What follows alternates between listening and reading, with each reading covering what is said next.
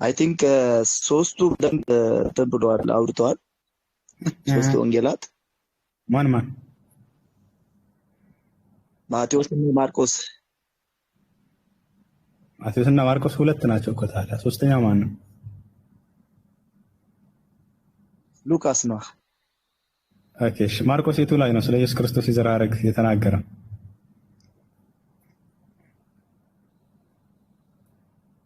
እኮ ሶስት ወንጌላት አልከኝ አይደል እኮ። ማርቆስ ብለህ ነግረህናል። ማርቆስ የቱ ጋር ነው ስለ ኢየሱስ ክርስቶስ የዘር ሐረግ የተናገረው?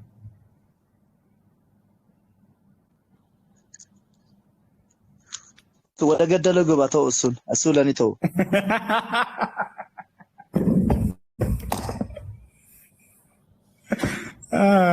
ወደ ገደለው እሱ ለኔ ተው እኮ ቅድም ለዚህ ነው ጨዋታ ያምረኛል ያልኩህ። ከኔ ጋር ትጫወት፣ ከኔ ጋር እንዳትጫወት፣ ሁለተኛ እንዳታደርገው። ሌላ ክርስቲያን ላናገር ጊዜ የምትራት ነው። ኦኬ ሌላ ክርስቲያን አለ የታደርጋን ስለ ኢየሱስ ክርስቶስ ራሱ ምንም አታውቅም። የዘር ሐረጉ ምን እንደሆነ ራሱ አታውቅም። ማርቆስ በፍጹም የዘር ሐረጉን ብሎ አልጠቀሰም። መጽሐፍ ቅዱስን አታነብም። ግን አንተ ወግረህ በቃ ነው ኢየሱስ ጌታ ነው እያልክ ትጫወታለህ። አሁን አንተ አይደለ ወንጌላት አልከኝ የት አድርግ ሌላ ወንጌላት አልከኝ አይደል ያልከኝ ወንጌላት። ኦኬ የቱ ጋር ነው ማርቆስ የጠቀሰው? ማርቆስ ጠቅሷል የዘር ሐረጉን አልክ። የቱ ጋር ነው የጠቀሰው? መልስ እንደምሰጥ ስለምታውቅ ነው። ስርዓት ነው ይሄ። ፈርተሃል። በቃ ታዋድርግ ፈርተሃል። ሌላ ክርስቲያን አለ? ሌላ ክርስቲያን አለ? ታብ አላደርግም አንተ ታዋድርግ። ኦኬ ሻት አድርግ። እሺ አለ። ድምፅን ከፍ አድርግ። ምናልባት አንተ ብትሻል። ይቅርታ ኡስታዝ፣ ምናልባት ውይይታችሁን ሰምቼ ነው የገባሁት። ብዙ ባልም ሀሳብትን ጥያቄዎችን አንዳንድ ጥያቄዎችን ሰምቻለሁ። እንደተናገርከው ልክ ነህ። በሁለቱ ወንጌላት ማቴዎስ እና ሉቃስ ስለ ኢየሱስ ክርስቶስ የዘር ሐረግ በግልጽ ይናገራሉ። ከዛም ባለፈ ደግሞ ዲፕ ገብቶ ስለ ኢየሱስ ክርስቶስ የዘር ሐረግ የሚናገረው ማቴዎስ ወንጌል ነው። ከሌ ከሌን ወለደ ከሌ ከሌን ወለደ እያለ ስለ ዘር አመጣጡ በግልጽ በሰፊ በማብራራት የሚናገረው ማቴዎስ ነው በጥልቀት።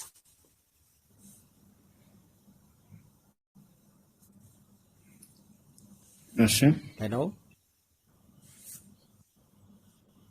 እንግዲህ ኢየሱስ ክርስቶስ የዘር ሐረግን የሚገልጹት ሁለቱ ክፍሎች ሲሆኑ በጥልቀት ግን የሚገልጸው ማቴዎስ ነው በዝርዝር አመጣጡ። ምክንያቱም እያንዳንዱ አራቱም ወንጌላት የተጻፉበት አድሬስ ያደረጉበት መንገድ አለ። ወንጌላት ሲጻፉ ልክ አሁን ቁርአን ሲጻፍ ቁርአን አድሬስ አድርጎ የተጻፈበት እያንዳንዱ የቁርአን መልእክት አለው። እንደዛው ወንጌላትም አራቱም ወንጌላት ሲጻፍ በወቅቱ እያንዳንዳቸው ተደራሲ አድርገው የጻፏቸው አካላቶች አሉ። ሲጻፍ የተጻፉት የመጀመሪያው ለአይሁድ ነገድ የተጻፈው የማቴዎስ ወንጌል ነው። ለአይሁዳውያኖች ለማስረዳት ስለሆነ የተጻፈው አይሁዳውያኖች ስለ ኢየሱስ ክርስቶስ የዘር ሐረግ ነቢያት አስቀድመው ስለ ኢየሱስ ስለተነበዩ በትንቢቱ መንገድ እንደመጣ ለመግለጽ በግልጽ አብራርቶ እያንዳንዱን ሐሳብ የሚናገረው የማቴዎስ ወንጌል ነው። እሺ ስለ መጽሐፉ ጽሕፈት ገብተሃል። እሺ ችግር የለውም እናወራ። አራቱን ወንጌላቶች የጻፏቸው የኢየሱስ ክርስቶስ ደቀ መዝሙሮች የዓይን እማኞች ራሱ የመረጣቸው እነሱ ናቸው ወይንስ አይደሉም? እነሱ ናቸው። ሉቃስ የዓይን እማኝ አይደለም። ኦኬ ሉቃስ ኢየሱስ ክርስቶስን አግኝቶ ከእርሱ ፊት የተማረ አይደለም። ሉቃስ አድምጠኝ ኡስታዝ፣ ሉቃስ ከሐዋርያቶች የሰማውን ነው። ከሐዋርያቶች የዓይን እማኞች ከሆኑት የሰማውን የተረዳውን ነው የጻፈው ሉቃስ። ቴዎፍሎስ እንጂ የዓይን እማኝ አይደለም። ግለሰብ የተጻፈው ነው ሲጻፍ የዓይን እማኝ አይደለም። የዓይን እማኝ ማቴዎስ ነው። ሶስቱ ግን የዓይን እማኞች ናቸው። አይደለም። አሁን ተሳሳትክ። ማርቆስ የዓይን እማኝ ነው። እስቲ ንገረኝ። ማርቆስ የዓይን እማኝ ነው። ማስረጃ ምንድን ነው? ኢየሱስ ክርስቶስ 12 ደቀ መዝሙሮችን መርጦ አስቀምጧል። ከእነዚያ መካከል ማርቆስን አወጣልኝ አለ። 12ቱ ደቀ መዛሙርት አንዱ ማርቆስ ነው ነበር። እሺ ማስረጃ። ማርቆስ ሕፃን ነበር በወቅቱ ሕፃን ብላቴና ስለነበር ዓይን እማኞች ከሚባሉት መካከል ማስረጃን አጣና 12ቱ የኢየሱስ ክርስቶስ ደቀ መዝሙሮች የተገለጸበት አለ። ራሱ የመረጠባቸው ማርቆስን እዚያ ጋር ስጠና።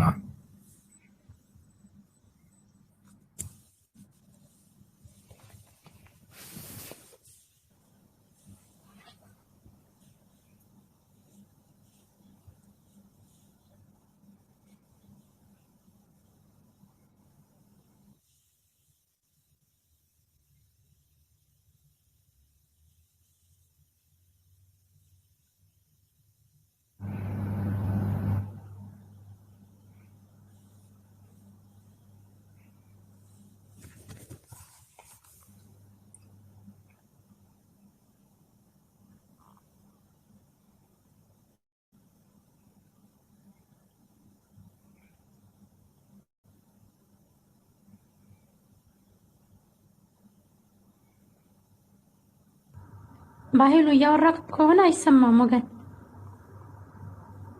ማስረጃ ሊያመጣ መሰለኝ። እያወራሁ አይደለም። ማስረጃ ስላለኝ ክፍሉን እያወጣሁለት ነው የቀረው።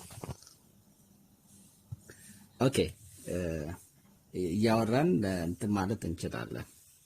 እኔ እስከማወጣ ማስረጃ አውጣና ከዚያ በኋላ እናወራለን።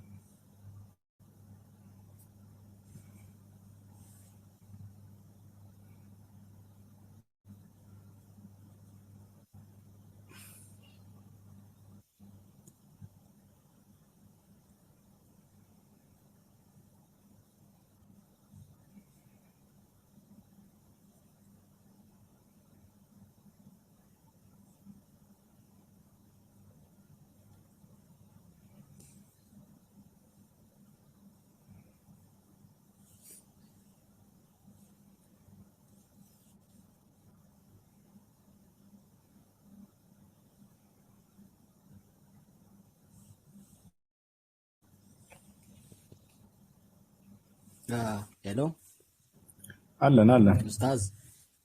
እሺ ኦኬ ይሰማሃል? እዚህ ጋር እኔ ጋር ነው ሚስቴክ እኔ ጋር ነው ማለት እንትን ማለት ስላለብን ማርቆስ ከሐዋርያው ጴጥሮስ ልክ እንደ ሉቃስ የዓይን እማኝ ሳይሆን ከጴጥሮስ አንደበት የጻፈ ነው። ከሐዋርያው ጴጥሮስ በሐዋርያት ስር የሆነ ስለዚህ ማርቆስ የኢየሱስ ክርስቶስ የዓይን እማኝ አይደለም ማለት ነው። ከሐዋርያው ጴጥሮስ ነው ያለው። ስለዚህ ሉቃስ እና ማርቆስ ሁለቱ የኢየሱስ ክርስቶስ የዓይን እማኞች አይደሉም። እርሱ በጊዜው 12 ደቀ መዝሙሮችን ሲመርጥ ጊዜ የሉም። ስለዚህ ይህን መጽሐፍ ቅዱስ የጻፉት የኢየሱስ ክርስቶስ ደቀ መዝሙሮች ወይንም የዓይን እማኞች ሐዋርያቶቹ አይደሉም። እነሱ አልጻፉም ጭራሽ ወንጌል ነው። አንደኛ እሱ ነው። እስቲ ንገረኝ። ኢየሱስ ክርስቶስ ያንማኞች አልጻፉም ወንጌላቶች። እርግጠኛ ነው? አንተ እኮ እየመለስክልን ነው። ማርቆስ የኢየሱስ ክርስቶስ ያንማኝ አይደለም አይደለ? ሉቃስም ልክ እንደዛ አይደለም። ስለዚህ ከዚያ በኋላ ከትክክለኛዎቹ ከሐዋርያቶች በኋላ የመጡ ሰዎች ናቸው የጻፉት ማለት ነው። ሁሉን አይደለም። አሁን እነኚህ ሁለት ሰዎች ወንጌልን ሲጽፉ የጻፉት ከሐዋርያት አንደበት እየሰሙ የጻፉ በሐዋርያት ስር ሆነው ከነሱ እየሰሙ የጻፉ ናቸው ሁለቱ ክፍሎች ማርቆስና ሉቃስ። በጣም እሺ፣ ጥሩ። እና አሁን ሐዋርያቶቹ አልጻፉም። አሁን እነዚህ ያ ማለት ማርቆስና ሉቃስ የኢየሱስ ክርስቶስ የዓይን እማኝ ሐዋርያቶች አይደሉም የሚለውን መስክረሃል። ስለዚህ የሐዋርያቶች መጽሐፍ ነው አራት ወንጌል አይባልም። ቢያንስ ሁለቶቹ ናቸው የሚለውን እንምጣበት። እሱን ራሱ ማለት ነው። ገብቶሃል አይደለ? በዚህ ተግባብተናል። የዓይን እማኞቹ አይደሉም ሉቃስና ማርቆስ። ማቴዎስና ዮሐንስስ አሁን እነዚህ የዓይን ምስክሮች መሆናቸው ተገልጿል አይደለ? ለኢየሱስ ክርስቶስ የቱ ጋር ነው የተገለጸው? እያጠራ እንድንችል እናንብባቸው። ከ12ቱ ሐዋርያት መካከል ናቸው። ኦኬ፣ እሺ፣ አንዴ እናንብበው። አለ ጥቅሱ አንብበው። አንዴ ከ12ቱ ሐዋርያት መካከል ናቸው። ኦኬ፣ እሺ፣ አንብበው አንዴ እና ግድ የለም አንብበው። አትጋዘብ ነው አንተ ስለሆንክ ማስረጃ እየተናገርክ ያለኸው ከ12ቱ ናቸው ስላልከን አንተ አንብበውና ከዚያ በኋላ ወደ ቀጣዩ ጥያቄ ደግሞ እንድንሄድ ዘንድ ያላ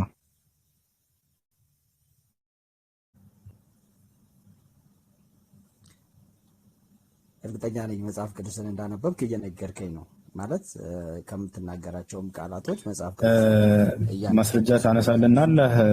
ማን ነበር ስምህ? በኃይሉ። እሺ፣ ለምትናገረው ንግግር ማስረጃዎችን ማምጣት አለብን። ሁለቱ ናቸው አልከን፣ ገብቶሃል አይደለ? ስለዚህ አንብብልንና ወደ ቀጣይ ጥያቄ እንደምንሄድ እያልኩኝ ነው። ናቸው ካለ በቃል መሆናቸውን ማስረጃ ማምጣት አለበት። ገብቶሃል አይደለ? ያላ ልክ ነህ። እሺ፣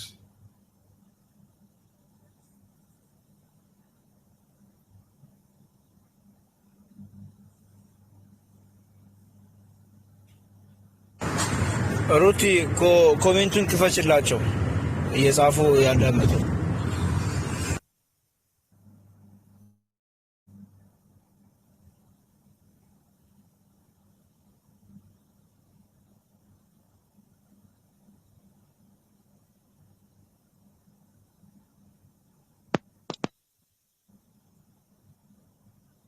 السلام عليكم ورحمة الله وبركاته. شيخ عبد الصمد. وعليكم السلام ورحمة الله وبركاته. حياكم الله جميعا. شيخ حسو، أهلا وسهلا ومرحبا. أهلا. ወገናችን እስከሚፈልግ ድረስ ሰላምታን አቅርቡ ብዬ ነው። ሰላምታ ስላላቀረቡ شكرا جزاك الله خير.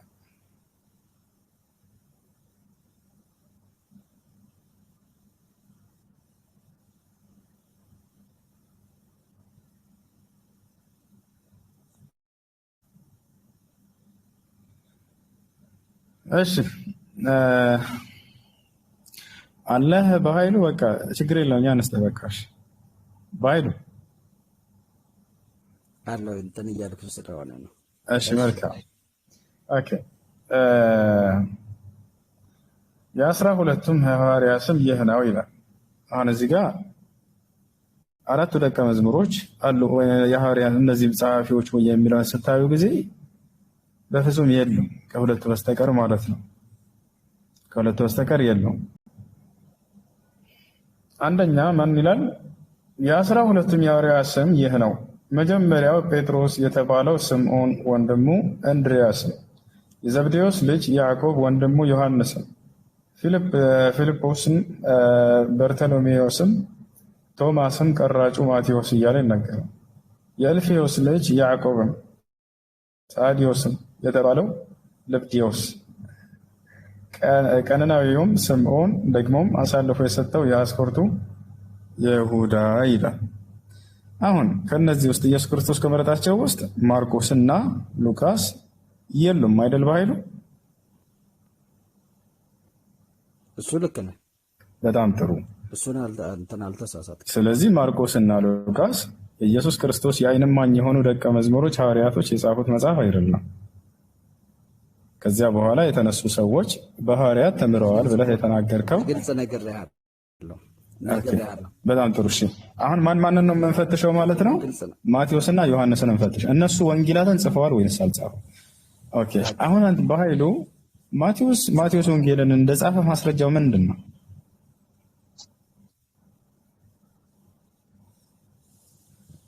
እንዴ ምንድን ነው? ምን አይነት ማስረጃ ነው የምትፈልግ?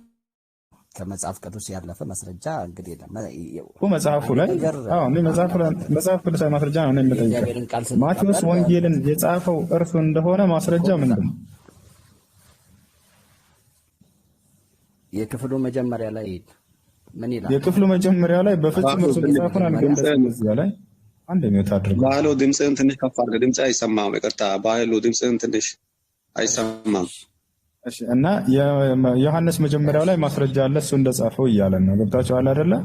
ነገር ግን ስናየው ጊዜ ዮሐንስ ሲጀምር አንድ ብሎ በመጀመሪያ ቃል ነበር፣ ቃልም ከእግዚአብሔር ዘንድ ነበር። በማን የተጻፈ ነው የሚለው እንደዚህ ብሎ ነው የሚጀምረው። ምዕራፍ 1 ብሎ የሚጀምርልህ እንደዚያ ነው እኮ። ማን እንደጻፈው ነው የሚለው ክፍሉ ሲነሳ የማቴዎስ በመጀመሪያ ቃል ነበር ብሎ ነው የሚጀምረው። በኃይሉ ላሳየ መጽሐፉን። እሱ መልእክቱ ነው። የዮሐንስ ወንጌል ብሎ ይጀምርና ምዕራፍ 1 ላይ ሲጀምር ምዕራፍ 1 የሚጀምረው መልእክቱ ነው። ስለዚህ አመጣጥ ነው የሚናገረው። ስለዚህ ስለ ክርስቶስ አመጣጥ ይጀምራል እንጂ ራሱ ዮሐንስ ይሄን ወንጌል የጻፍኩት እኔ ነኝ ብሎ አልተናገረም አይደል?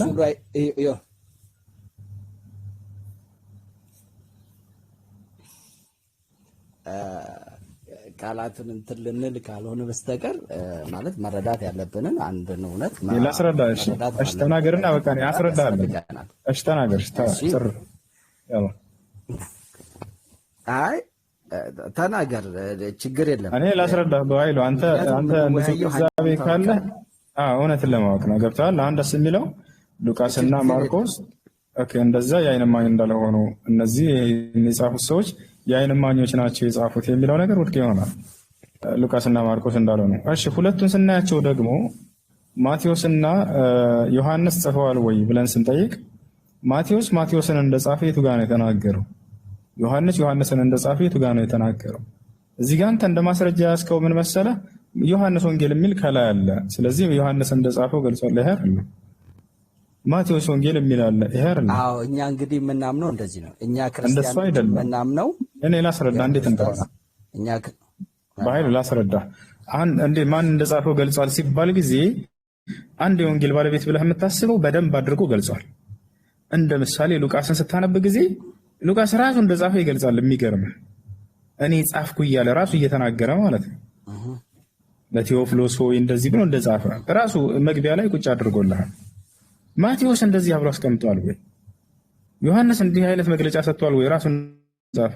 ልክ እኔ ጻፍኩ እያለ ራሱ ገልጿል ወይ? የትም ቦታ ላይ አልገለጸም። ማቴዎስም የትም ቦታ ላይ አልገለጸም። ገልጸዋል ብለህ የምትናገር ከሆነ አንተው የጎልስ እንዳውም የጀመረው ምንድነው ብሎ በመጀመሪያ ቃል ነበር ብሎ ነው የጀመረው። እነኚህ ሰዎች አልጻፉትም ብለህ ነው የምታምነው? የትም ቦታ ላይ እነሱ እንደጻፉት አልገለጹም። እነኚህ ሰዎች አልጻፉትም ብለህ ነው የምታምነው? ሀሳብ መስጠት ይቻላል። በመሀል ላይ ጣልቃ መግባት ይቻላል። እንደጻፉ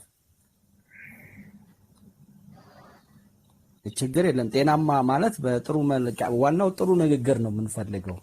እኔ አንድ ነገር አምናለሁ ስንናገር ሃይማኖታዊ ንግግር ስለሆነ ዘለፋ ተኮሮች ባይኖሩት ደስ ይለኛል። ችግር የለውም። ሰላም አለይኩም ብያለሁ። በመጀመሪያ ሸባብ በናት ፎሱ ስላየሁ ደስ ብሎኛል። እየተሻለህ ነው ወይ ላለሁኝ ወገናችን በኃይሉ በመጽሐፍ ቅዱስ ዙሪያ የክርስቲያን ስኮላሮች ያሉትን ኢንፎርሜሽን ሰፋ አድርገህ ማንበብ አለብህ። መጽሐፍ ቅዱስን ማን እንደጻፈውና መቼ እንደተጻፈ ግልጽ አይደለም። ማለትም የመጀመሪያው አውቶሪቲ አይታወቅም። ይሄ ኦሪጂናል ማኑስክሪፕት የሚባለው ድሮ ማኑስክሪፕት ማለት ሰዎች የሚጽፉት ማለት ነው። እንደ ድሮ እንትን የለም፣ ህትመት ስራ ስለሌለ ሰዎች በእጃቸው ነው የሚጽፉትና የመጀመሪያው ማኑስክሪፕት የለም በክርስትና አስተምሮ። እንኳን አይደለም የመጀመሪያው ማኑስክሪፕት ኦሪጂናሉ የመጀመሪያው ዋናው ሰውዬ ከኢየሱስ ሰምቻለሁኝ ብሎ የጻፈው አይደለም። የኮፒ የለም በክርስትና ስኮላሮች ዘንድ ምሁራኖች ዘንድ የሚታወቀው ይሄ ነው። እንዲያውም ማርቆስ፣ ማቴዎስ እና ዮሐንስ የሚለውን ስያሜ የሰጡት የቤተክርስቲያን አባቶች ናቸው እንጂ ማቴዎስ እኔ ማቴዎስ ነኝ የጻፍኩት ብሎ በፊርማ ፈርሞ አረጋግጦ አላስቀመጥም። ኢቭን እንኳን ሰንሰለት የላቸውም ብሎ ማለት ለምሳሌ ሉቃስ ላይ ስትሄድ ቴዎፍሎስ ሆይ ብሎ ጽፏል አይደለም። ሉቃስ ቴዎፍሎስ ሆይ ብሎ ሲጽፍ ከአከሌን ያገኘሁት ብሎ እንኳን ለቴዎፍሎስ አልነገረው። ከታሪክ እንዱ ሰማሁ ብሎ ነው የጻፈው እንጂ አሁን በክርስትናው ታሪክ አብዛኛው ማህበረሰብ ስለ መጽሐፍ ቅዱስ ስንጠይቀው መንፈስ ቅዱስ ነው የሚለው። መንፈስ ቅዱስ የሚባል ታሪክ የለም መጽሐፍ ቅዱስ ላይ። ከታሪክ እንደዚሁ የሰሙትን ነው የተናገሩትና ደቀቅ አድርገህ ለመረዳት መሞከር ነው። በጣም በርካታ ወንጌሎች ነበሩ በክርስትና ታሪክ። ቤተክርስቲያን ናት ይሄ ይሆናል ብላ የመረጠችውና የቤተክርስቲያን ምርጫ ነው አሁን ላይ የምትጠቀሙት ወንጌላቶች። አንደኛ የቤተክርስቲያን ምርጫ ነው። ሁለተኛ ነገር ማቴዎስ፣ ሉቃስ፣ ማርቆስ የሚለውን የሚሰየመችው ቤተክርስቲያን ናት። የትኛቱ ቤተክርስቲያን ናት የሚለውን ደግሞ ኦርቶዶክስ ፕሮቴስታንቱ የሚጠይቀው ጥያቄ ነው። ምክንያቱም የመጀመሪያቱ ቤተክርስቲያን ካቶሊክ ናት ተብሎ ስለሚነገር ማለት ነው። ኦኬ፣ ሌላኛው የመጨረሻ የማስቀምጠው ነጥብ ምንድነው? በኢትዮጵያ ቃለ ሕይወት ቤተክርስቲያን እምነት መሰረት የዮሐንስ ወንጌል ከሶስቱ ወንጌላቶች ጋር ያጠራጥራል ይላል። ያጠራጥራል ብሎ ማለት ተቀባይነቱ እጅግ በጣም ጥሩ አይደለም ማለት። ምክንያቱም ከሶስቱ ወንጌላቶች ጋር የሚመሳሰል ነገር ብዛት የለውም ይላሉ። ይሄን ያሉት የኢትዮጵያ ቃለ ሕይወት ቤተክርስቲያናት ያለችው። የሚገርምህ ነገር በፊት ሲያጠኑ የነበሩ የክርስቲያኑ ስኮላሮች ምናልባት መጽሐፍ ቅዱስ አንድ ምንጭ ሰንሰለቱ አንድ ነበረ ሊሆን ይችላል፣ እሱም ማርቆስ ሊሆን ይችላል ብለው ነበረ። በኋላ ደግሞ እያጣሩ ሲመጡ በቃ ምንጩንም አላወቁትም። ኦኬ ሶ ዮሐንስ ወንጌል ላይ ስንመጣ ራሱ የዮሐንስ ወንጌል ጸሐፊ ሐሳቡ ነው ያለው። ለምሳሌ ይሄ ቃል ነበረ፣ ቃልም በእንትና ነበረ የሚለውን ኢየሱስ ተናገረው አይልም። የራሱ የጸሐፊው ሐሳብ ነው። ዮሐንስ ወንጌልን ማን እንደጻፈው አይታወቅም።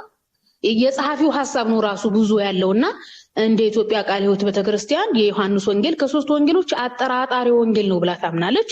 ስለዚህ ወንጌሉትን ስያሜ የሰጠችው ቤተክርስቲያን ናት፣ የመረጠችውም ቤተክርስቲያን ናት ብዬ ሐሳቤን እጨርሳለሁ። እንቀጥሉ። ማስረጃ ቤተክርስቲያን ለመሰየሙ ኦኬ ባህሉ ይቅርታና ኦርቶዶክስና ፕሮቴስታንት። አቤት ኦርቶዶክስና እኔ ፕሮቴስታንት ነኝ። እሺ አይደለም። እሺ ወንጌል እንደተቀላይ እነሱ እንደጻፉት የሚገልጽ ምንም አይነት ማስረጃ ባጭሩ ስናይ ጊዜ የለም። ሉቃስም ሲናገር ጊዜ ሲገልጽ እነዚያ የዓይን እማኞች አስተላልፈዋል አለ እንጂ ጽፈዋል ብሎ በፍጹም አልተናገረም። ይህን ራሱ በሁለተኛ ደረጃ የሚሰጥህ ማስረጃ ነው። ሉቃስ ሲናገር ጊዜ የዓይን እማኝ የሆኑት አስተላለፉልን ብሎ ነው የተናገረው እንጂ ወንጌልን ጽፈዋል ተብሎ በፍጹም አልዘገበም። እና የጻፉት ነገር የለም እነዚያ የክርስቶስ መጀመሪያዎቹ ደቀ መዛሙርቶች።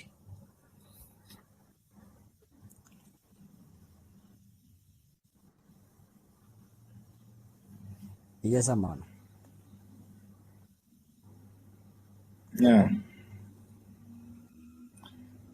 አለን እሺ። እና አስተላልፈውልናል እንዴ ገብታ ሉቃስ አንዳንድን አይተዋል አይደል? በደንብ አድርገህ እዚያ ላይ ራሱ ሉቃስን ብዙ የምንጠይቀው ጥያቄ ነበር፣ ሞቷል እንጂ ማለት ነው። ማናቸው ያስተላለፉልህ የቃሉ አገልጋይ ያልካቸው? የት ናቸው የእሱ የቃሉ አገልጋዮች ያስተላለፉት ተብሎ እዚያው ላይ በእንይዘው ሉቃስ አንዳንድ ላይ ዝም ብሎ እንዳስተላለፉልን ያለው በቃ። ሲቀጥል ብዙ ነበሩ የጻፉ ብሎ ተናግሯል። ሲቀጥል የታሪክ መጽሐፍ እንደሆነ ነው ሉቃስ አስቦ የጻፈው እንጂ ዛሬ ላይ መጥቶ መለኮታዊ መጽሐፍ መደረጉን መጽሐፉ ቢያይ ሉቃስ ይደነግጣል ብዬ ነው የማስበው። ምክንያቱም ታሪክ ብሎ ነው ራሱ ሲናገር እዚያ ላይ። ሌላ ነገር ደግሞ በመንፈስ ቅዱስ ተመርተው ነው የጻፉት ትላላችሁ ብዙ ጊዜ። ሉቃስ ግን እኔ ሁሉን ተከታትዬ እያለ ነው የገለጸው። መንፈስ ቅዱስ የሚወርድለት አካል እንዴት ነው ከሁሉ ተከታትዬ ጻፍኩልኝ የሚችለው? በመንፈስ ቅዱስ መሪት መሰረት ጻፍኩላችሁ ብሎ በግልጽ ይነግራችሁ ነበር። ሁሉን ተከታትዬ እያንዳንዱን አላጣርቶ ምን ብሎ እንዲህ ሰብስቦ የጻፈው ነገር ነው አይደለ? እና ሉቃስ ሲናገር እዚያ ላይ በደንብ አድርጎ ነው ሉቃስ እንደው በረካ የሆነና በደንብ አድርጎ ነው ስለ ወንጌላቶች ግልጥልጥ ያደረጋቸው። በፍጹም ተከታትለው የጻፉት ነገር እንደሆነ እንጂ የክርስቶስ የዓይን እማኞች እንዳልጻፉ ሁሉ ነው ያስቀመጠባቸው። የዓይን እማኞች በነገራችን ላይ ሁሱ ይቅርታ፣ አሁን ለምሳሌ ሐዋርያቶች እኮ በስደት ነበሩ። እንግዲህ የቃሉ አገልጋይ ብሏቸዋል። የቃሉ አገልጋዮች እነማን ናቸው ነው? ምክንያቱም ኢየሱስ ክርስቶስ ካረገ በኋላ ጠላት ሲነሳበት በኢየሱስ ላይ የእስራኤል አምላክ ኢየሱስን ሲያከብረውና ወደ ራሱ ሲወስደው ሐዋርያቶቹ ስደት ደርሶባቸዋል። ያሳድዷቸው ነበሩ፣ እስራኤላውያኖቹ ማለት ነው። አሳዷቸው በተለያየ ቦታ ተበታትነዋል። እና የቃሉ አገልጋዮች የሚባሉት እነማን ናቸው? በተለያየ ቦታ በስደት ተበትነው፣ በዛም ላይ ደግሞ የቃሉ አገልጋዮች የተባሉት ደቀ መዛሙርቶቹ ከሆነ ደቀ መዛሙርቶቹ እኮ የሚጽፉ እኮ አይደሉም እኮ፣ አሳጥማጅ የነበሩ የተለያየ ስራ የሚሰሩ የነበሩ ነበሩ። መጽሐፍ ማንበብ እኮ የሚችሉ እንኳን አይደሉም እኮ። የሚለው ራሱ እንትን ነው። የቃል አገልጋይ የሚለውም ራሱ ያን ያክል አመርቂ አይደለም።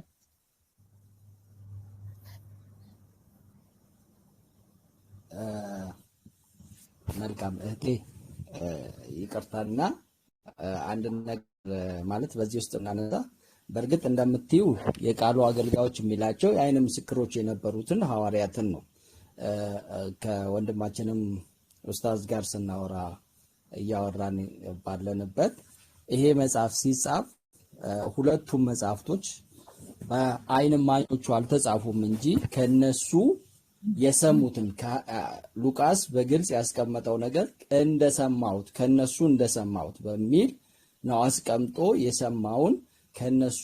ምክንያቱም ከሐዋርያት ጋር ነበር በረጅም ጊዜ አገልግሎት ከሐዋርያው ጳውሎስ ጋር ሐዋርያው ጳውሎስን አገልግሎት እንትን ይል ነበር። ደንብጭ በኃይሉ ጋር አብሮ ነበር። በኃይሉ ይቅርታ አድርግልኝ። ያ የተመሰከረው ደንቢት ናቸው የምትለው ምሳሌ ለአነሳት ግድ ሆነብኛል። ጳውሎስ መቼ ነው የኢየሱስ ክርስቶስ የዓይን እማኝ ሐዋርያ የነበረው? ከሐዋርያቶች ጋር ነበር አልከን እኮ ጭራሽ ሉቃስ የዓይን እማኝ አይደለም። የዓይን እማኝ አይደለም። የዓይን እማኝ አይደለማ ያለው ጳውሎስ የዓይን እማኝ ነው አይደለም። በዚህ እንትን አይደለም። የዓይን እማኝ አይደለም፣ ግን ከሐዋርያት ጋር አብሮ ነበረ ሉቃስ። ይህንን ደግሞ ምናልባት እንዲሁ ልንከራከርበት ካልሆነ በስተቀር መጽሐፍ ቅዱስን፣ ምክንያቱም እየተነጋገርን ያለነው ስለ መጽሐፍ ቅዱስ ነው። ስለ መጽሐፍ ቅዱስ ደግሞ ከተነጋገርን ጠቅሰን መናገር ያለብን መጽሐፉ እንደተጻፈበት መጽሐፉ እንደተናገረው ነው።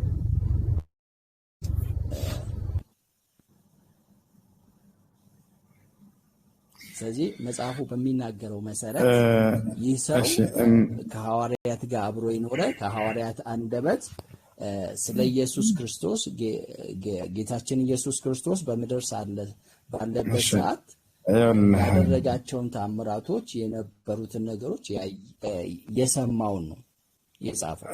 በኃይሉ እሺ፣ ሉቃስ እንዳስተላለፉልን አለ እንጂ ማን ናቸው ብሎ እስኪ ቃሉ አገልጋዮች ያስተላለፉልኝ አከሌ ናቸው ብሎ ጠቅሷል? እስኪ ንገረን ባጭሩ። አልገለጸም። እኔ አሁን እያልኩ ከነሱ ጋር ነበር። ከነሱ ጋር ካልገለጸ ከዚህ ጋር ለቀስ በግልጽ ይናገራል። ይሄ ጓደኝነት መፍጠር እሱ እኮ ነው። የቃሉ አገልጋዮች እንዳስተላለፉልን አለ። ያስተላለፉልኝ አከሌ ናቸው ብሎ ሊገልጽ ይገባል። አሁን እንደ እስላም መተህ ብትጠይቅ ለምሳሌ ይሰማቸዋል? ያ ጀማ ይሰማል ወይንስ ተቋርጧል? ይሰማል። ሆሱ መልካም። ይኸው ባጭሩ ልግለጽልህ በደንብ ክሊር እንዲሆንልህ። እንደ እስላም ስትመጣ ጊዜ ቡኻሪ እና ሙስሊም ስንል ትሰማለህ አይደል? አልፎ አልፎ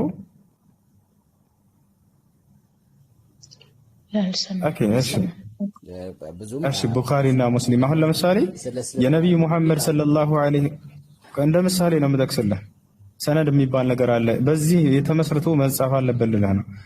አሁን የነቢዩ ሰለላሁ ዐለይሂ ወሰለም የቃሉ አገልጋይ የነቢዩ ሰለላሁ ዐለይሂ ወሰለም ደቀ መዝሙር ነበሩ ወይ? አብረዋቸው የነበሩ ሱሐቦች ነበሩ ወይ ብትለኝ እነዚህ ቡኻሪና ሙስሊም አይደሉም ብዬ በግልጽ እነግርሃለሁ። ነገር ግን ከነብዩ ሰለላሁ ዐለይሂ ወሰለም ሐዲስን ዘግበዋል እነዚህ ቡኻሪና ሙስሊም። ኦኬ። ነገር ግን አስተላለፉልን ብለው በደፈናው እንደ ሉቃስ አስቀምጠው አይደለም። ከቃሉ ባለቤት ከነብዩ ሰለላሁ ዐለይሂ ወሰለም እስከ እርሳቸው ድረስ ያሉትን የአስተላላፊዎቹን እንዳለ እነማን እንደሆኑ ከነ ታሪካቸው ገልጸው አስቀምጠውታል። ማን ያስተላልፈልህ ብለን ቡኻሪን ብንጠይቀው ቀጥታ እናገኛለን። እስከ ቃሉ ባለቤት እስከ ነብዩ ሰለላሁ ዐለይሂ ወሰለም ድረስ ከአከሌ ሙሐመድ እንዲህ ብሎ ሰለላሁ ዐለይሂ ወሰለም ብሎ ይገልጽልሃል።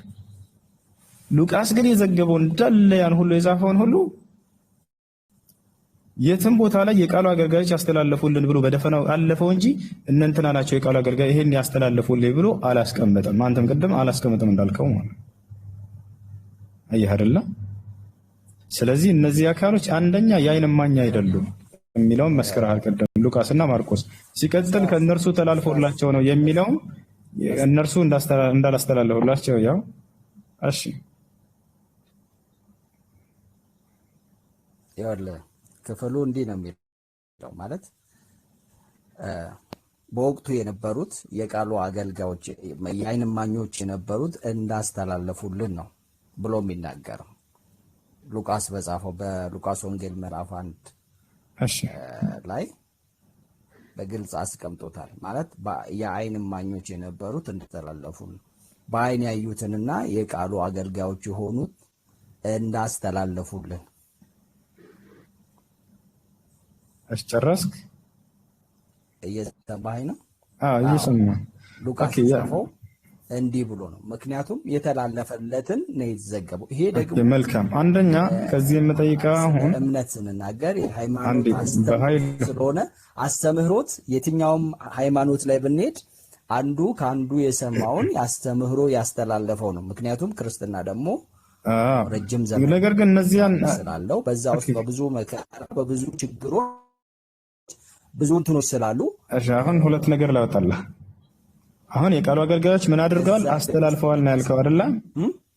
የቃሉ አገልጋዮች አስተላልፈውለታል ለሉቃስ ነው ያልከው አይደለ? አዎ። በጣም ጥሩ። አሁን ትልቅ ነገር እነዚያ የቃሉ አገልጋዮች ቆይ አንድሽ እሺ እነዚያ የቃሉ አገልጋዮች የተባሉት ቅድም ስንፈልጋቸው 12 ደቀ መዝሙሮቹ ውስጥ ማንን እናያገኘ ነው? መለስ ማቴዎስና ዮሐንስ አይደለ? ዮሐንስን። በጣም ጥሩ። አሁን ከማርቆስም እንደተረዳ ነው ወገናችንም ከኛ ጋርና የቃሉ አገልጋዮች የተባሉት ማቴዎስና ዮሐንስ ለሉቃስ አስተላልፈዋል እንጂ አልጻፉም ወንጌላትን። አያችሁ አይደለ? እንዳስተላለፉልን አለ። ማን ናቸው? ሉቃስ፣ ማቴዎስና ዮሐንስ ምንድናቸው? አስተላላፊ እንጂ እነርሱ ዘጋቢ እንጂ አልጻፉም ማለት ነው።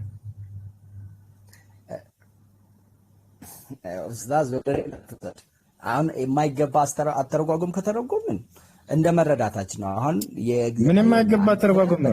አስተላለፉለት እያልከና አስተላልፈውለታል ለርሷል ከናርን ነው። አሁን ስለ ሁለቱ ወንጌላት እኮ ይኸውልህ ስለ ሁለቱ ወንጌላት የዓይን እማኞች እንደሆኑ በግልጽ ተነጋግረናል። ምናልባት አሁን አንዳንድ ቃላቶችን እየመዘዝን ቃላት መምዘዝ አይደለም። አንዴ በኃይል ቆይ ሉቃስ ምንድን ነው ያለው? አስተላልፈውልኛል ነው ያለው አይደለ? ቆይ አዳምጣ። ይኸውልህ ኡስታዝ ቆይ ሉቃስ አስተላልፈውልናል ነው ያለው አይደለ? ነው ጽፈዋል ነው ያለው ወንጌላት። እነዚያ የቃሉ አገልጋዮች ዮሐንስ አላለም። በጥቅል የዓይን እማኞቹ አስተላልፈው እንዴ እንደሱ ካልከማ ማንኛውንም ያስተላልፉልኝ አከሌ ናቸው ብሎ እስካልጠቀሰ ድረስ ማንም ደቀ መዝሙር አላስተላለፈለትም ማለት ነው። እንዳውም እኔ ወርጄልህ ነው ማቴዎስና ዮሐንስን ለይዝልህ የፈለኩት ሁሉ ማለት ነው። ገብታል አይደለ? ኦኬ ይኸውልህ ሉቃስ የጻፈው እንግዲህ ከነበሩት ሉቃስ በነበረበት ሰዓት 12ቱም ከ12ቱ ደቀ መዛሙርት መካከል አብዛኞቹ በህይወት ስለነበሩ አብዛኞቹ እሺ ሉቃስ በነበረበት መንገድ ሰምቷል። ከነሱ ሰምቷል። ከነሱ የሰማውን አስተላልፏል። በጣም ጥሩ። አሁን የምጠይቅህ አጭር ቃል በጣም ጎበዝ ልጅ ሉቃስ የቱ ጋር ነው እነዚያ የቃሉ አገልጋዮች አከሌ አስተላልፈውልኝ ብሎ የገለጻቸው? አላልኩህም። ስለዚህ የትም ቦታ እነዚያ አስተላለፉ ያላቸውን እነማን እንደሆኑ ይኸውልህ ኦኬ አስተላላፊዎቹ እነማን እንደሆኑ ገልጸዋል ወይ ባጭሩ? ኡስታዝ እነማን እንደሆኑ አልገለጸም። አሁን አንተም በጣም እናመሰግናለን። እኔም እንደምልህ ይኸውልህ ከአንድ ነገር ተነስተን የምንሰጠውን ግምታዊ ንግግር አይደለም። አሁን ግምታዊ እኮ አይደለም ጠየቁ መለስክ እኮ በቃ ጨረስን። አስተላልፈውልና አለ ሉቃስ የትኛው ግምት ነው ያስቀመጥኩት? የተጻፈውን ነው መነጋገር የምንችለው። የትኛውን ግምት ነው ተነስተን ቆይ እኔ የትኛውን ግምት ነው ያስቀመጥኩት? ግምት ነው ያስቀመጥከው አልክ። ማቴዎስና እነሱ አልጻፉም፣ ማቴዎስና ዮሐንስ አልጻፉም፣ ሉቃስ ነው የጻፈው ብለሃል እኮ። የቱ ጋር ነው ጻፈው የተባለው ታዲያ? እሱ ነው የጻፈው ነው ያልከው። የቱ ጋር ነው እነሱ ታዲያ እንደጻፈው የተገለጸው? ክፍሉን አየነው አይደል? ማቴዎስ ወንጌላቶቹ በስማቸው ነው የተሰየመው። አሁን እና ማን የሰየመው? እንደተናገረችው ቅድም ማን የሰየመው? እህታችንን ጥያቄ ቤተክርስቲያን የሰየመቻቸው ለማለት የማንደፍርበት እሷም ማስረጃ የላትም የትኛዋ ቤተክርስቲያን ለመሰየሟ። አራቱ ወንጌሎች ሲጻፉ ምክንያቱም የተጻፉበት ጊዜ አለ።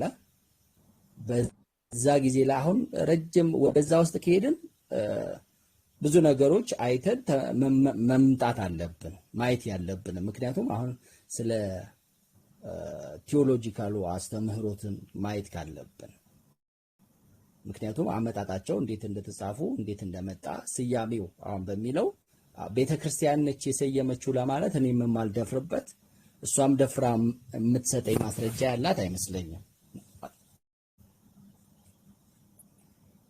ስለዚህ አንተ እነሱ እንደጻፉት እርግጠኛ የምትሆንበት በምንድን ነው ማስረጃ? ቃሉ የቱ ቃል? እኔ የማምነው በመጽሐፍ ቅዱስ ነው። በመጽሐፍ ምን የሚለው ቃል? እስኪ ዮሐንስ የቱ ነው እሱ እንደጻፈ የገለጸበት? ዮሐንስ እሱ እንደጻፈ የገለጸበት የቱ ጋር?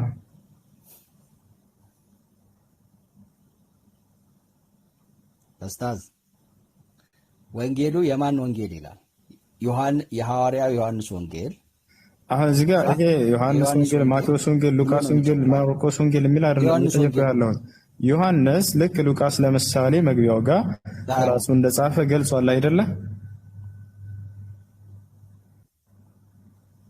አልገለጸም። የትኛውም ወንጌሎች ላይ እኔ ነኝ የጻፍኩት ተብሎ የተገለጸው የሉቃስ ወንጌል ብቻ ነው። ሉቃስ እንደጻፈ እኮ እሱን እኮ ነው ያልኩኝ ያለሁት። አላሁ አክበር አመሰግናለሁ። ሉቃስ ብቻ ነው የገለጸው አለ እኮ። እኔም እኮ ያልኩህ ሉቃስ ገልጻል ራሱ እንደጻፈ ነው ያልኩህ። ራሱ ገልጿል ብላል። ጥሩ። ስለዚህ ማቴዎስ የቱ ጋር ነው ልክ እንደዚያው? ወይ አንዴ ወንጌሎቹ በስማቸው ተሰይመው እስካሉ ድረስ ማን ነው የሰየመው? ድረስ ቤተክርስቲያን ሰየመቻቸውም ልንል አንችልም። ማን ነው የሰየመው?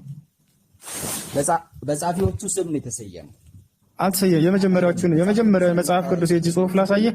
በፍጹም የተሰየመ የለውም። እንደዛ ያለው መልእክት አምጮች በሆኑት ሰዎች መልእክቱን በጻፉት ሰዎች ስም ነው የተሰየመው አይደል? ማስረጃ ምንድን ነው? ራሱ ክፍሉ መጽሐፍ ቅዱስ እኮ ነው ማስረጃው። ክፍሉ ይሄ ተተርጉሞ የተሰጠህ እኮ ነው። የማን ብለህ አነበብከው?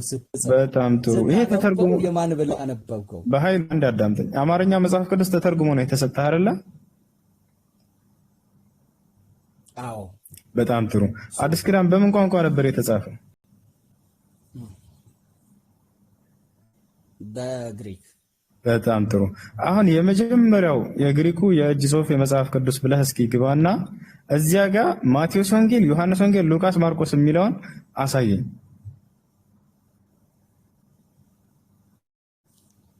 ኦኬ፣ እኔ አሁን ያንን ልነግርህ አልችልም። ለምን አላየሁትም? ያላየሁትም ታዲያ ሳታይ እንዴት ነው ባላየኸው ነገር ላይ የምትከራከረው? ግጥም አድርገህ ባላየኸው ነገር ላይ ታዲያ ግጥም አድርገህ የምትከራከረው ለምንድን ነው? ከሚለው ከምናውቀው ነው የምንነጋገረው።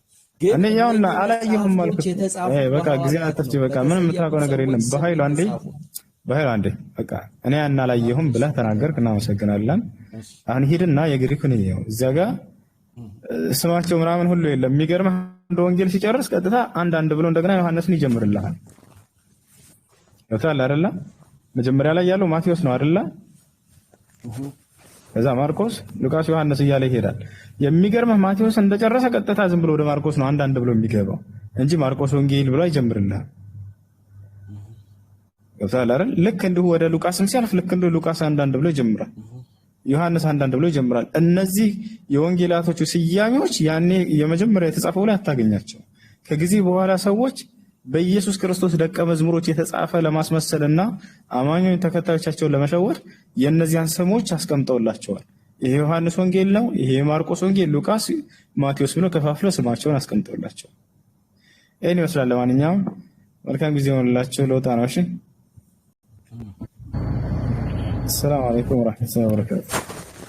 ወአለይኩም ሰላም ወራህመቱላሂ ጀዛከላሁ ሱ አሜን ወያኩም። السلام عليكم ورحمة الله وبركاته.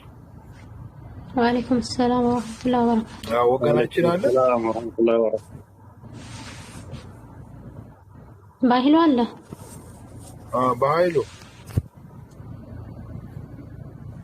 በኃይሉ ወገኔ ሰላም ነው። ሁለቱ ወንጌል የሉቃስና የማርቆስና የሉቃስ ወንጌል የአይን እማኝ ወይንም በአይን ያዩ ሰዎች እንዳልጻፉት ከስማቸው ተረድተሃል አይደለም?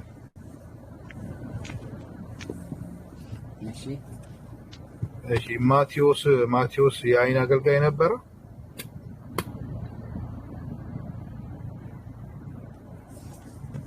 ቀደም ስንወያይ ነበርክ መሰለኝ አይደል?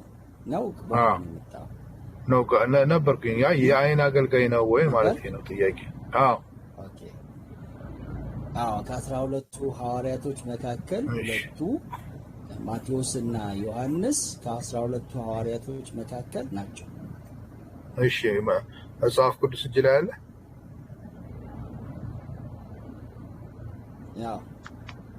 እሺ፣ ማቴዎስ ምዕራፍ 9 ቁጥር 9ን አንብበልኝ።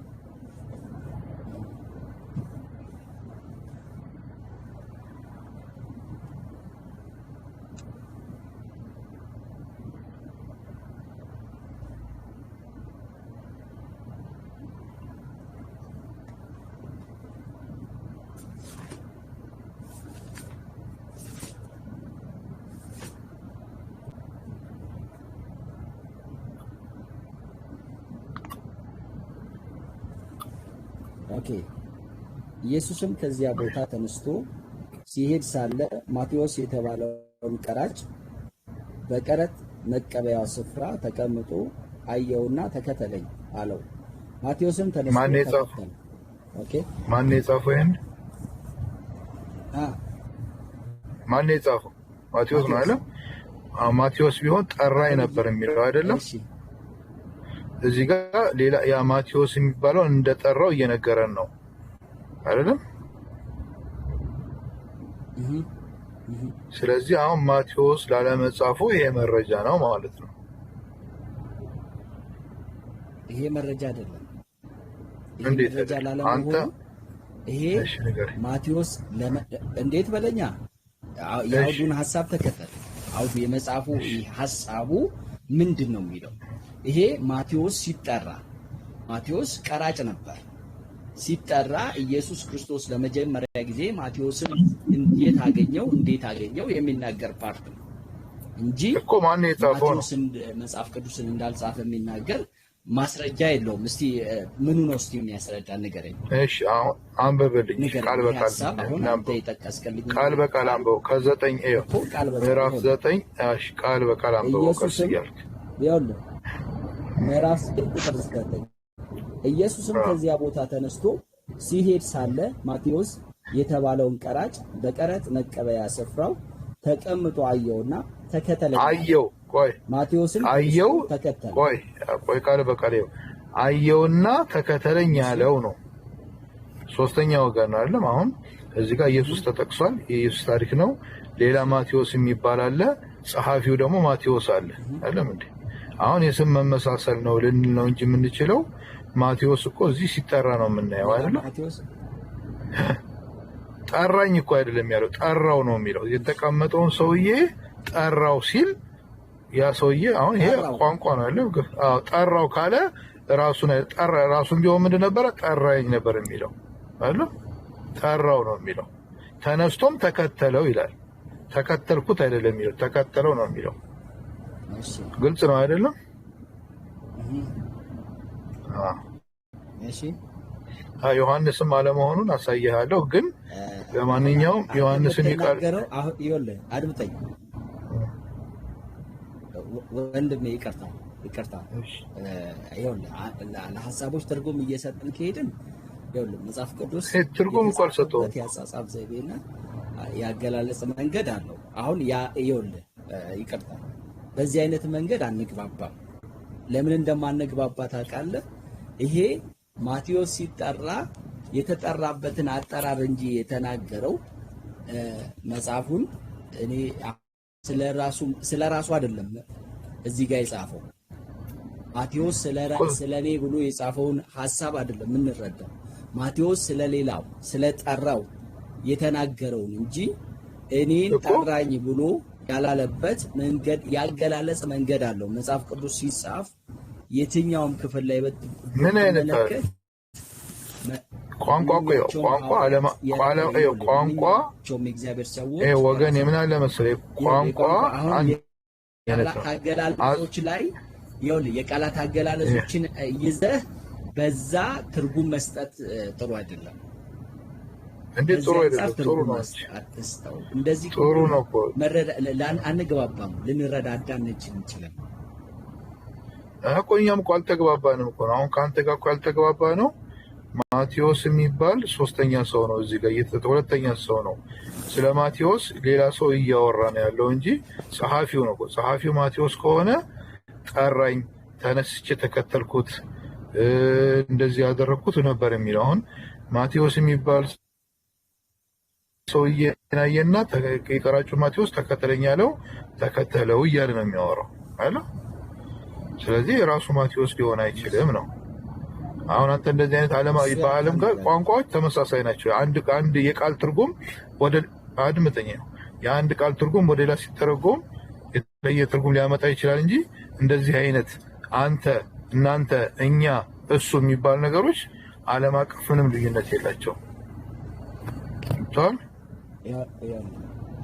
መጽሐፍ ቅዱስ አስተምህሮትን ምናልባት ተመራው ከሆነ ቴዎሎጂው ዘርፍ ተመራው ከሆነ አላውቅም። መጽሐፍ ቅዱስ አስተምህሮት ምን አገናኘው ከቴዎሎጂው ጋር? ምን አገናኘው? መጽሐፍ ቅዱስ የራሱ የሆነ ያስተምህሮት ዘይቤ አለው። ምናልባት ይኸውልህ ወንድሜ ይቅርታ አንብበህ ትርጉም እንደምትሰጠው መጽሐፍ ቅዱስ በዛ አይነት ትርጉም አይተረጎምም። ትርጉም እኮ አልሰጠሁትም እኮ እኔ እኮ አልሰጠሁትም ትርጉም እኮ። ምክንያቱም ይሄ የእግዚአብሔር ቃል ተረድተዋል እኮ የእግዚአብሔር ወገኔ በኃይሉ ስለተረዳህ እኮ ነው እየተከራከርከኝ ያለኸው እኮ ስለገባህ ነው አይደለም?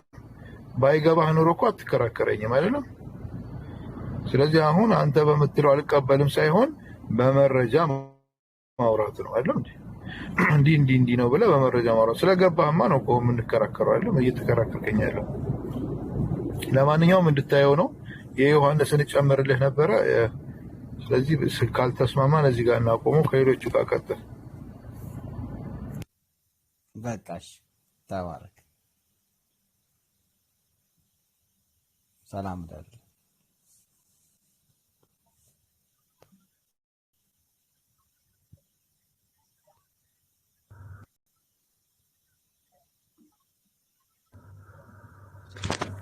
እሺ ጀዛከላ እንጀራ ባህሉ። እሺ እኛም እናመሰግናለን፣ ግን ለሌላ ቀን በደንብ አይተኸው ብትመጣ አሪፍ ነው። ማቴዎስ ጻፈው ብለህ ካልክ አሁን እሱ ያነሳለ ጥቅስ ላይ ሌላ ፐርሰን ነው ስለ እሺ በቃ እናመሰግናለን ወገናችን፣ ለጸባይክ እናመሰግናለን።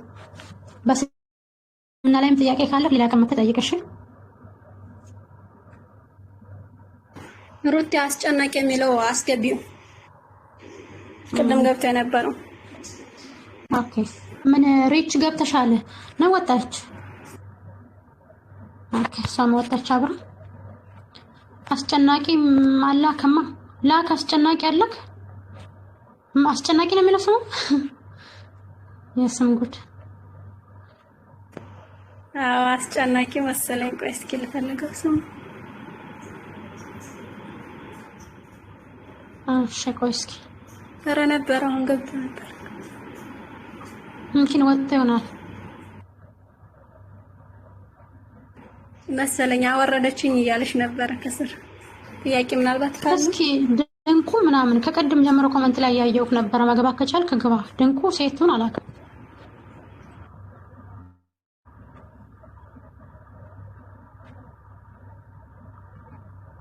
አለ ይኸው 4 ጽፎልሻል ረቲ 444 የጻፈልሽ ልጅ እስኪ አስገቢሽ። ሙሉ ስልጣን የለሽም ውዴ። ሰላም አለይኩም ሮቲ በፍቅሩ የሚለው አስገቢ። በፍቅሩ የለኝም። ለምንድን ነው ያልሰጠሽኝ? ሩታ ስጪኝ። እሺ እኔ ቆንጆ በፍቅሩ አስጨናቂ አሁን መጣ ሰሙ። ሩታ ስጪኝ ሙሉ ስልጣን። እሺ ኦኬ ማማ ይቅርታ፣ ግን በፍቅሩ አስጨናቂ ስድብ የምትሳደቡ ሰዎች ማለት ነው አትግቡ። ከክርስቲያንም ሆነ ከየትኛውም አካል ለስድብ ከሆነ አትግቡ። እዚህ ጋር መማማር ነው ያዝነው። ለስድብ ለሌላ ነገር አትግቡ ፕሊስ። እሺ ልኬልሃለሁ፣ ተቀበልና ግባሽ ወገን። ገብቻለሁ። ገብቷል። መርሐባ።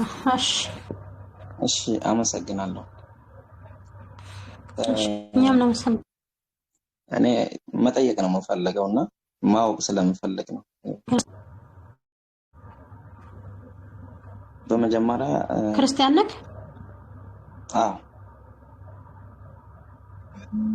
ምን ክርስቲያን? ብዙ ክርስቲያን አለ። የትኛው ክርስቲያን ነህ እንድናውቅ ነው?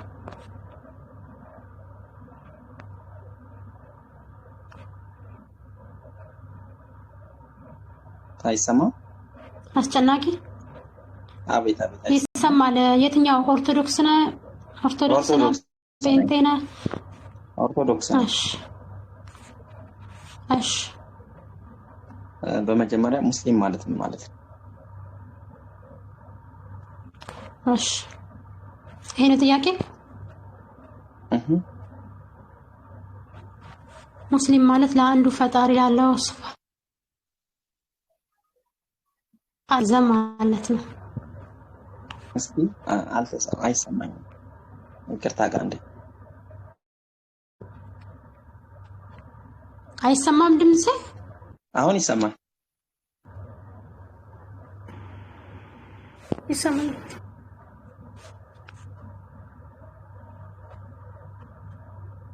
ይሰማል ድምጼ አጀማ?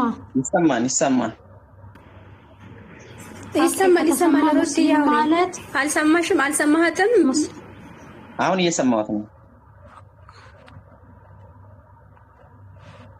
ኦኬ ሙስሊም ማለት ለአንዱ ፈጣሪ ሰማይና ምድር ለፈጠረው ላለው ሱብሃነሁ ወተዓላ የታዘዘ ወይም እጅና እግሩን የሰጠ ማለት ነው።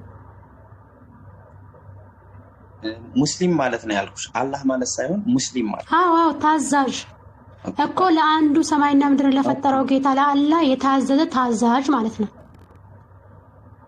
እሺ አሁን እዚህ ጋር የተሟላ ሙስሊም ማለት አሁን ብዙ አይነት እስልምና ተከታዮች አሉ። ለምሳሌ እኔ ቅድም ጥያቄ ስጠይቅ እኔ ማወቅ ስለምፈልግ ነው እንጂ ለመከራከር አይደለም እዚህ ጋር የገባሁት። ቅድም ብዙ አይነት ሙስሊም የለም ወገን አለም። አይ ብዙ አይነት እስልምናና ብዙ አይነት ሙስሊም የለም። ልልሽ የፈለኩትን መጀመር አዳምጪኝና እሺ የተሟላ ሙስሊም ማለት ምን አልከኝ? የተሟላ ሙስሊም ማለት ኦኬ ትክክለኛ ሙስሊም ደግሞ የተሟላ አንድ ሰው ሙስሊም ለመባል ምን መሆን ያስፈልገዋል የምትል ከሆነ ኦኬ እሺ ለመልስልህ አንዴ ትክክለኛ አንድ ሙስሊም ትክክለኛ ሙስሊም ነው ለመባል ቁርአንና ሐዲስን የሚከተል ማለት ነው። ያንን ቁርአንና ሐዲስ ሲከተል ደግሞ አንደኛ ነብዩ ሰለላሁ ዐለይሂ ወሰለም ባስተማሩት መልኩ ከዛ ላይ መጨመር መቀነስ የራሱን ፍልስፍና ሳይጨምር ሳይቀንስ የሚከተል ማለት ነው። አቅሉን ሳይሆን ቁርአንና ሐዲስ ምን ይላል፣ ቁርአንና ሐዲስን ደግሞ ነብዩ ሰለላሁ ዐለይሂ ወሰለም ለሰሃቦቻቸው ወይም ደግሞ ለሐዋርያቶቻቸው ምን ብለው አስተማሩ፣ በምን መልኩ አስተማሩ ብሎ የሚከተል። ከዛ ውጪ ግን ቁርአንና ሐዲስ ከማያዘው ውጪ በራሷ የሚተገብር ወይም ደግሞ የሚያደርግ ሙስሊም ነው የሚል ሰው ይሄ ሰው ከቁርአንና ከሐዲስ ያፈነገጠ ነው። ስለዚህ አንድ ሰው ሙስሊም ለመባል በቁርአንና በሐዲስ ቀጥ ማለት አለበት። ይሄ ነው። ኦኬ ሙስሊም ለሌላ እምነት ተከታዮች ምን አይነት አመለካከት አለው? እሺ ሙስሊም እንግዲህ ለየትኛውም እምነት አላህ ሱብሓነሁ ወተዓላ ስንጠራቸው እንኳን ሌላ እምነቶችን በምን መልኩ እንደምንጠራቸው በግልጽ ይነግረናል። በስነ ምግባር ወይም ደግሞ ለስላሳ በሆነ ቃል ጥሯቸው ይለናል።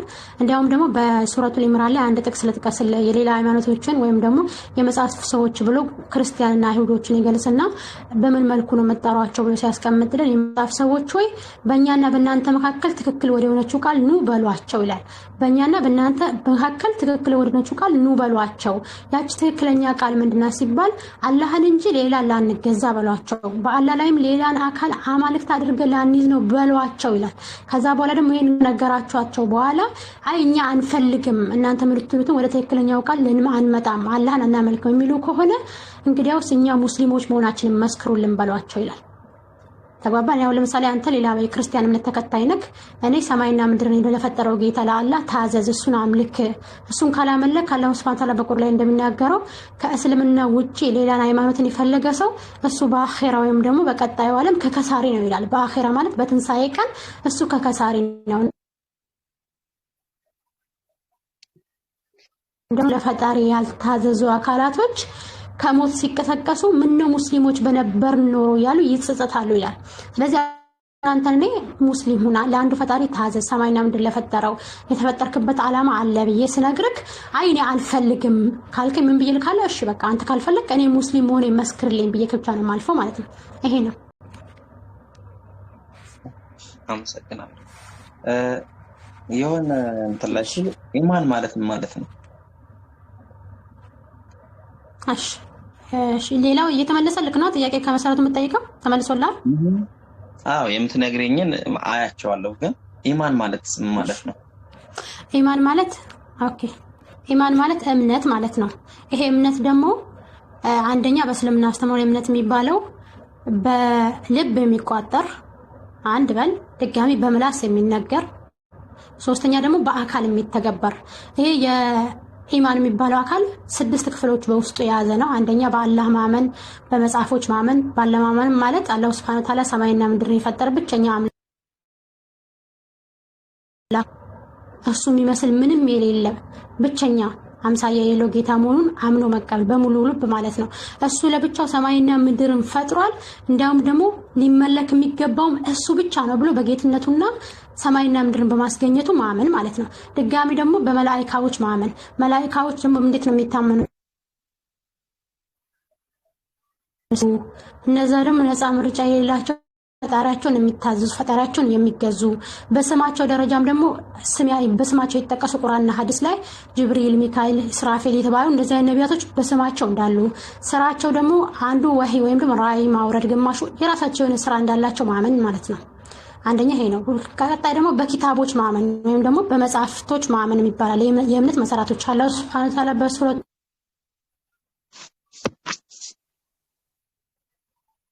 ከባድ መሳሳትን በእርግጥ ተሳሳተ ይላል። ይሄ የእምነት መሰረቶች ውስጥ አላህ ሱብሓነሁ ወተዓላ በአላህ ማመን፣ በመላእክቶች ማመን፣ በመጽሐፉ ማመንና በረሱሎች ወይም በመልእክተኞች ማመን፣ በቀዳ ወልቀደር ማመን እነዚህ ከነዚህ ያፈነገጠ ይሄንን ያላመነ ሰው እርሱ በእርግጥም የተሳሳተ መንገድን ተሳሳተ ይላል። ስለዚህ በመጽሐፍቶች ማመን ማለት አላህ ሱብሓነሁ ወተዓላ ልክ እኛን በአሁኑ ሰዓት እንደፈጠረን ከኛ በፊት ፍጥረታቶችን ፈጥሯል። ልክ ለነዛ በየጊዜያቸው ነብያቶችንና መጽሐፍቶችን እንደሰጣቸው ማመን። ተጋባን? እያንዳንዱ ህዝቦች ውስጥ መልእክተኞች ልክ ያለው ይላል በሱረቱል ነህል ቁጥር 36 ላይ እነዛ ህዝቦች ውስጥ እያንዳንዶች ውስጥ ኮመንት ክፈቱ ጀማ መልእክተኞችን ሲልክ የራሳቸው የሆነ መመሪያና መልእክተኞችን ልኮላቸዋል። የራሳቸው የሆነ መመሪያ ልክ እኛ ምንድነው የምናምነው አላህ ሱብሓነሁ ወተዓላ ከኛ በፊት ያሉ ህዝቦች መልእክተኞችንና መጽሐፍን ልኮላቸዋል። በዛ መጽሐፍ ወይም ደሞና በዛ መልእክተኛ ያመኑ ሰዎች እነዛ ሙስሊሞች እንደሆኑ ድጋሚ ደግሞ በመልእክተኞችን ማመን አላህ መልእክተኞችን እንደላከ እነዛ መልእክተኞች ለአላህ ታዛዥ የሆኑ ህዝቦችን አላህን ብቻ እንዲያመልኩ ከጣዖት እንዲርቁ ሲሰብኩ የነበሩ እንዳሉ በቂያማ ቀን ማመን ወይም በመጨረሻው በትንሳኤ ቀን ማመን። በትንሳኤ ቀን ማመን ማለት ለምሳሌ አንድ ሰው ከሞተ በኋላ ሞት አለ፣ ከዛ እንቀሰቀሳለን። ከተቀሰቀስን በኋላ የራሳችን የሆነ አማኙ የሚመነዳው እንዳይመነዳል፣ ከሃዲውም ደግሞ በምድር ላይ ሀቅ መጥቶለት እውነት መጥቶለት መልእክተኛ ተልኮለት መጽሐፍ ተሰጥቶለት ከዛ መጽሐፍ ካፈነገጠ ደግሞ ያ ሰው ደግሞ ይቀጣ። ይሄ ነው። ካልገባ ደግሞ መጠየቅ ትችላለህ ከፍቅሩ። ኦኬ ኢባዳ ማለትስ እኔ ማለት ያለው ነገር መያዝ ነው የምፈልገው እንጂ ያልገባክ ነገር ካለ ያው እየጠየቅ እንድትይ ለዛ ነው ይቅርታ። ኦኬ እሺ ምንድን ነው ያልከኝ? ኢባዳ ማለት ኦኬ ኢባዳ ማለት አምልኮ ማለት ደግሞ ምንድነው? አላህ Subhanahu Wa Ta'ala ሰማይና ምድርን ለፈጠረው ጌታ እሱ ባዘዘን መልኩ እሱን ማምለክ ወይም ደግሞ እሱን መገዛት ማለት ነው። ይሄን ደግሞ የምናደርገው ደግሞ ኢባዳ የምናደርገው በምንድነው ሲባል ለምሳሌ ዱዓን ይመስል መሳልን ይመስል የትኛውም የአምልኮ ክፍሎች ለሱ ብቻ መተግበር እሱ ባዘዘው መልኩ። ይሄኛውን ደግሞ ከየት ነው እንዴት ነው የምንተገብረው? ኢባዳው እንዴት ነው የምንተገብረው ሲባል አንደኛ አላህ Subhanahu Wa Ta'ala ቁርአን ላይ አምልኩኝ ኢባዳ አድርጉበት ብሎ ባዘዘን መልኩ፣ እንደውም ደግሞ ረሱል ሰለላሁ ዐለይሂ ወሰለም ደግሞ አድርጉት ብሎ ባዘዘን ሐዲሶች የምንተገብረው ማለት ነው አምልኮ ማለት ነው ኢባዳ ማለት።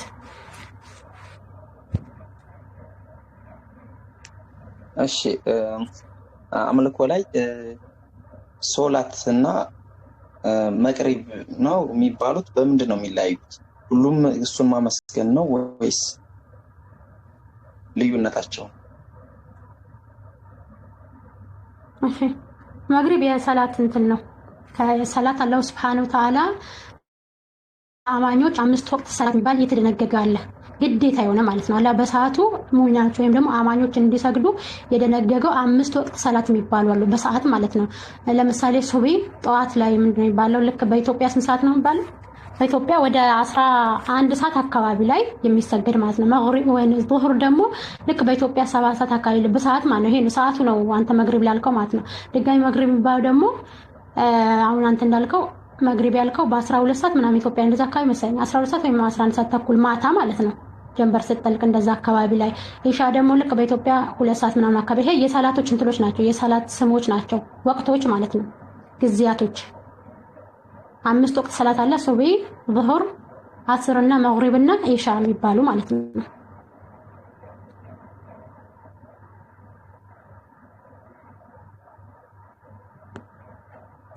ኦኬ 11 ሰዓት ተኩል ላይ ነው ስለ ይቅርታ ሰዓቶቹ እንደዛ ናቸው፣ የተቀራረቡ ናቸው። እሺ እስልምና የሚለው ትርጉሙ እንደዛ ነው። እስልምና የሚለው በትርጉሙ ሲተረጉ እስልምና የሚለው ትርጉሙ ሲተረጉ እስልምና ማለት አልኢስቲስላሙ ሊላሂ ቢተውሂድ ለአንዱ ለፈጣሪ ለአላህ Subhanahu Wa Ta'ala መታዘዝ በምን እሱን በመነጠቅ እሱን ብቻ ማምለክ እስላም ማለት ነው። ይሄ እስልምና ደግሞ አላህ Subhanahu Wa Ta'ala ለሰው ልጆች ሁሉ መርጦ የሰጠው ዲን ነው። እስልምና ሃይማኖት ነው። እዚህ ጋር አተናገርሽ ዲን እስልምና ማለት አላህ Subhanahu Wa Ta'ala ለሰው ልጆች ለፍጥረታት ዲን የሚለው ዲን ማለት ሃይማኖት ነው። ሃይማኖት ዲን ማለት ሃይማኖት ነው። ይሄ ሃይማኖት ደግሞ እስልምና ነው። አላህ Subhanahu Wa Ta'ala ለሰው ልጆች ሁሉ መርጦ የሰው ልጆችን ሁሉ በሱ ላይ የፈጠረበት ዲን ነው። የሰው ልጆች ሲፈጠሩ በዚህ ዲን ላይ ሆነው ይፈጠራሉ። እስልምና የሚያስተምረው ማለት ጆና ዲን እስልምና ብቻ ነው ይላል። ከእስልምና ውጪ ሌላን ሃይማኖት ወይም ዲንን የፈለገ ሰው በምድር ላይ ሆኖ ሌላን እምነት ሲከተል የነበረ ሰው እሱ በትንሳኤ ቀን ከከሳሪዎች ነው ይላል። ስለዚህ ለሰው ልጆች ተመርጦ የተሰጠው ብቸኛው ዲን እስልምና ነው ማለት ነው። ሃይማኖት እስልምና ብቻ ነው ማለት ነው። እሺ ጁማ የሚለው ምንድነው ዓላማው? አይ ለማወቅ ነው፣ ችግር የለም። እሺ ጁማ የሚለው ጁማ ማለት ትርጉሙ ምንድነው? ጁማ ዓርብ እኮ ነው፣ ቀን እኮ ነው። ዓርብ ነው። በጁማ ቀን በብዛት የእስልምና ተከታዮች ስራ ብዙ ሰዓት አይሰሩም። ለምንድን ትርጓሜው ምንድነው? ማለት ለምንድን ነው ብዙ ሰዓት የማይሰሩበት? ወይም ደግሞ የምን ቀን ነው የሚባለው ጁማ?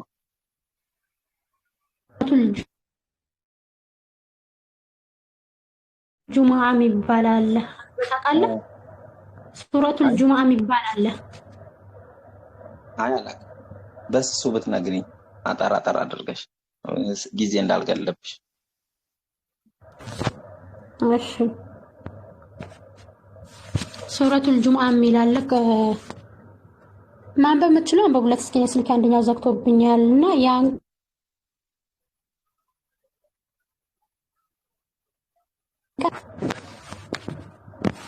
እሺ ሩቲ ለአንብብ ምንድነው ማናበለት ጁማ ጁማ የሚለው ያው አረብኛ ቃል ነው። ቃሉ መሰብሰብ ማለት ነው። ገብቷል? ያው ስግደት ጁሙአና ጀማዓ አለ። ጁሙአ ይሰማል? አይሰማም? ይሰማል።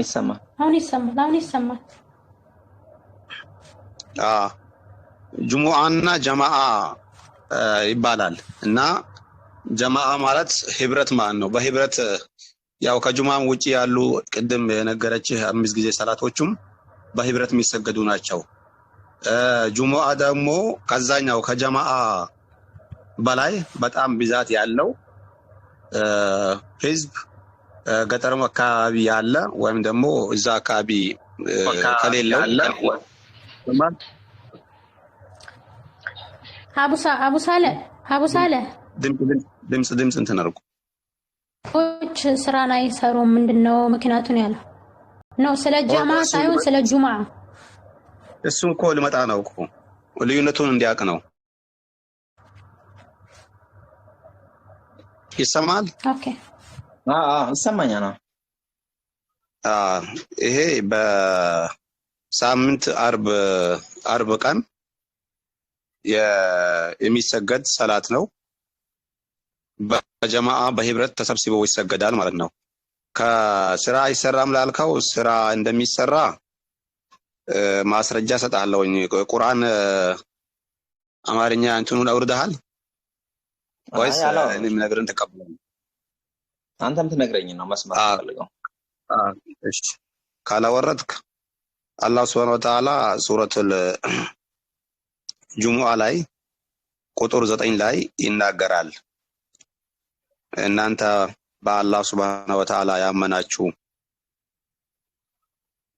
እንዲሁም ደግሞ እሱ ባዘዘው ድንጋጌ መመሪያ የሚሰሩ ሰዎች ለጁሙአ ሰላት ስግደት በተጠራ ጊዜ አዛን በተባለ ጊዜ የጁሙአ ቀን ኢማሙ ለኹጥባ የሚባል ነገር አለ።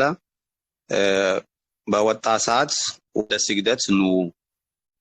ያው ስራ መስራት በዛ ሰዓት ነው። አሁን ስራ መስራት አይቻልም የሚባለው የሁለተኛው አዛን ጁሙአ ቀን የሁለተኛው አዛን ከተደረገ በኋላ ጥሪ ከተደረገ በኋላ ስራ መስራት ፈቀደም።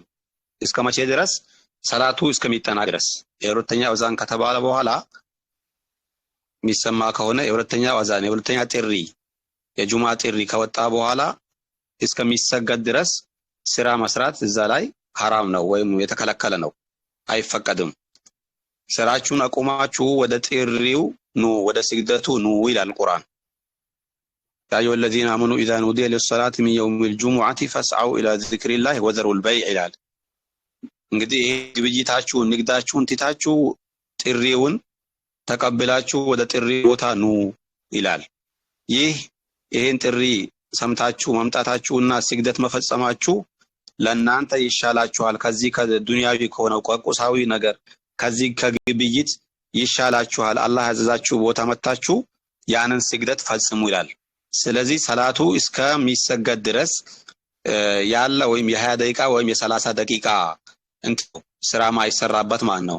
ከዛ በኋላ የጁሙአ ቀን ሙሉ እንዳልሆነና ከዛ በኋላ እንደሚሰራ ካሁኑ ቀጥሎ ያለው አንቀጽ فإذا قضيت الصلاة فانتشروا ነው የሚለው። ሰላቱን በተጠናቀቀና በተገባደደ ጊዜ በምድር ተንቀሳቅሳችሁ ከአላህ ሲሳይን ፈልጉ፣ አላህንም ብዙ ማውሳትን አውሱት ይላል አላህ Subhanahu Wa Ta'ala በቁርአኑ ማለት ነው ሱረቱል ጁሙአ ቁጥር 10 ላይ። ስለዚህ የጁሙአ ቀን አይሰራም የሚለው ነገር ይሄ ተሳሳተ ነው። ይሰራል። ማይሰራበት ሰዓት ቅድም እንደነገርኩ የ20 የ15 ደቂቃ ነው።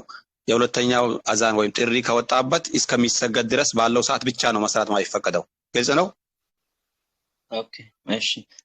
እዚህ ጋር ደግሞ በብዛት አሁን አንዳንድ ማቃቸው ሙስሊሞች ዱዓ ላይ ነው ዛሬ ጁማ ነው ዱዓ አደርጋለሁ እቀማለሁ ይላሉና ጫት መቃም ጥሩ ነው ወይስ መጥፎ ነው? በብዛት አርብ ቀን እንደዚህ አይነት ነገር ይከሰታል። ስለዚህ ብትነግረኝ።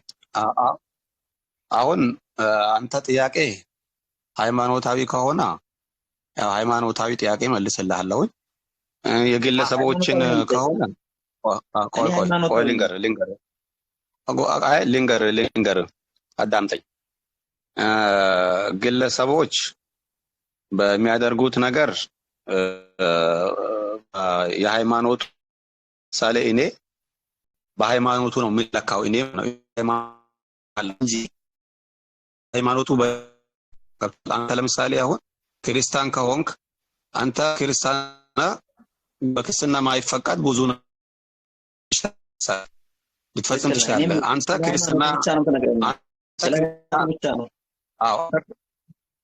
አንተ ክርስቲያን ለምሳሌ የነገርኩህ አንተ ክርስትና አትወክልም አንተ ይግልና አሁን ቀድሞ ያልከው ነገር እንደዚህ ጫት ምናምን ያልከው ነገር በሃይማኖቱ